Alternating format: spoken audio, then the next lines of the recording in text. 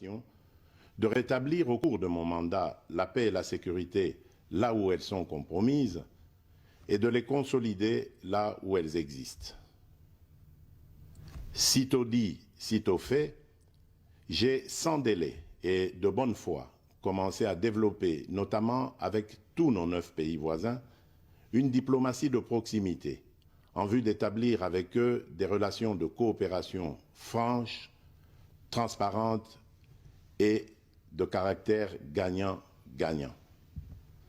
Avec l'Ouganda, par exemple, nous sommes allés jusqu'à décider de mutualiser nos forces armées afin de combattre ensemble la nébuleuse des ADF, une milice d'origine ougandaise qui cependant n'opère que dans le Nord Kivu. Et aussi, nous avons lancé 2 projets de construction de routes transnationales. Avec le Rwanda, un mémorandum d'entente a été signé dans le commerce de l'or avec une entreprise nationale. Une ligne aérienne a été ouverte à la compagnie nationale rwandaise dans notre pays et un accord de non-double taxation a été signé. Malgré cela, ce pays va nous surprendre en réactivant les terroristes du M23. Alors qu'il avait été défait par les armes en 2013, le M23 va refaire surface en prenant notre armée à court, notamment à Bunagana, cité qu'il occupe depuis le 13 juin 2022. En effet, sous la fallacieuse accusation de soutien des FARDC au FDLR, le Rwanda a en réalité des velléités expansionnistes, avec comme intérêt principal l'appropriation de nos minerais, et pour ce faire, il s'active à déstabiliser l'Est du Congo pour créer une zone de non-droit en vue d'assouvir ses appétits criminels. Pour faire face à cette situation, 2 options s'offraient à nous, la diplomatie ou la guerre. J'ai résolu de privilégier la première option, quitte à en venir à la seconde, faute de résultats. L'option diplomatique a donc été mise en œuvre.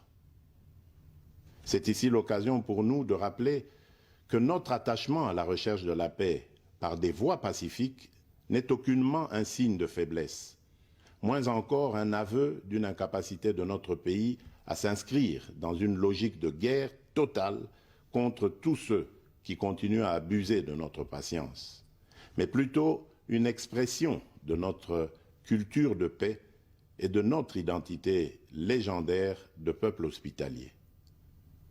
C'est ainsi que dès le 20 juin 2022, j'ai pris part aux travaux du 3e conclave des chefs d'État membres de la Communauté d'Afrique de l'Est à Nairobi, au Kenya, qui avait comme agenda l'examen de la situation sécuritaire dans l'Est de notre pays. À l'issue de ce forum, les dirigeants des pays membres de la Communauté d'Afrique de l'Est sont tombés d'accord sur le déploiement d'une force régionale pour imposer la paix dans l'Est de la République démocratique du Congo.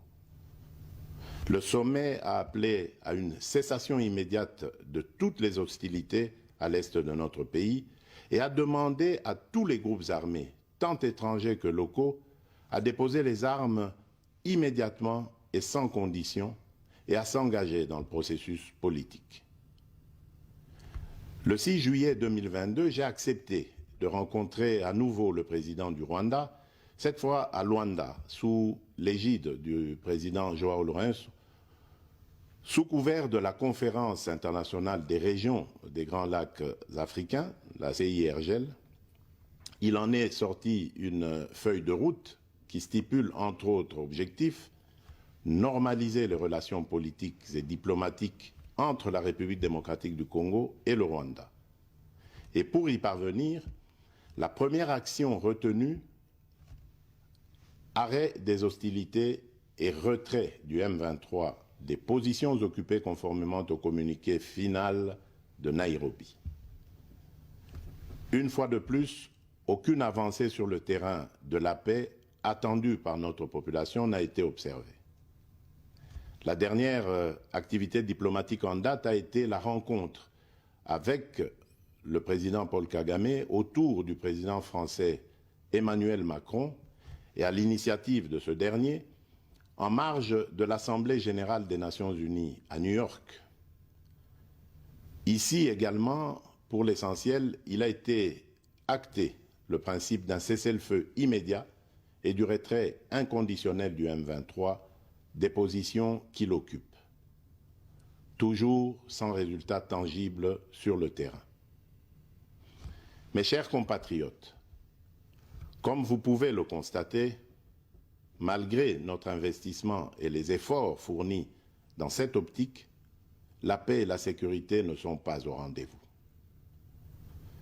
Garant de l'indépendance, de l'unité nationale et de l'intégrité territoriale, je réitère mon engagement constitutionnel de défendre la patrie jusqu'au sacrifice suprême.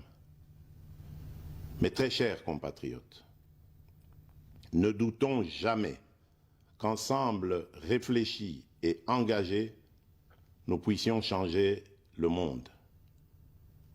À vous, nos vaillants soldats, vous qui avez pris l'engagement de servir sous le drapeau, je vous invite ici au sens élevé du patriotisme en ce temps particulièrement exceptionnel de notre histoire, de défendre notre pays, de protéger l'intégrité de son territoire et d'assurer la sécurité des Congolaises et des Congolais contre toute agression ou attaque d'où qu'elle vienne.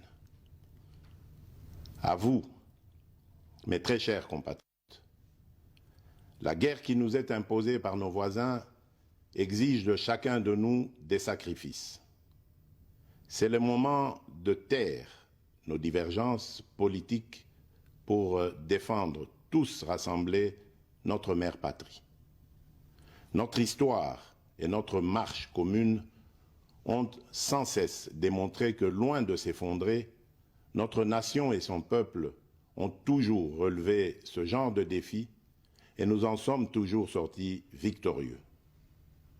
Restons tous unis et solidaires derrière nos forces de défense et de sécurité. La situation actuelle, loin de nous affecter, n'est qu'une épreuve de plus que nous allons surmonter pour raffermir davantage notre unité. Au-delà de tout clivage politique, idéologique, religieux et tribal, la défense de la mère patrie est le seul objectif qui doit nous unir en ce moment. Le pays nous appelle. La nation a besoin de l'engagement de toutes ses filles et de tous ses fils. Je vous appelle à ne pas céder aux propos xénophobes et autres discours de haine ou de stigmatisation des communautés rwandophones, dont l'asservisseur se sert pour faire du chantage et de la manipulation.